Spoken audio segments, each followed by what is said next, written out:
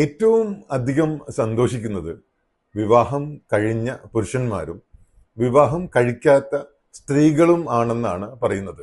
ഞാൻ പറയുന്നതല്ല, ഈ വീഡിയോ ഒന്ന് കേട്ടു നോക്ക്. The happiest people are single women and married men. They're the two happiest groups of people always. Single women and married men are the happiest. Single women are happier than married women. And married men are really happy because they get everything done for them, basically. കേട്ടില്ലേ?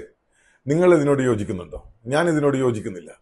വിവാഹം കഴിഞ്ഞവരിൽ സന്തോഷത്തോടെ ജീവിക്കുന്നവരുണ്ട്, സന്തോഷം ഇല്ലാതെ ജീവിക്കുന്നവരുണ്ട്. വിവാഹം കഴിക്കാത്തവരിലും സന്തോഷത്തോടെ ജീവിക്കുന്നവരുണ്ട്, സന്തോഷം ഇല്ലാതെ ജീവിക്കുന്നവരുണ്ട്. സന്തോഷം എന്ന് പറയുന്നത് നമ്മളുടെ സ്വന്തം തീരുമാനമാണ്, നമ്മളുടെ മനോഭാവമാണ്. അത് നമ്മളെ മാത്രം ആശ്രയിച്ചിരിക്കുന്ന ഒരു കാര്യമാണ് സന്തോഷം. സന്തോഷത്തിന് വേണ്ടിയിട്ട് നമ്മൾ മറ്റൊരാളെ ആശ്രയിക്കേണ്ടി വരുമ്പോഴാണ് ജീവിതം ഒരു ദുരന്തമായി മാറുന്നത്.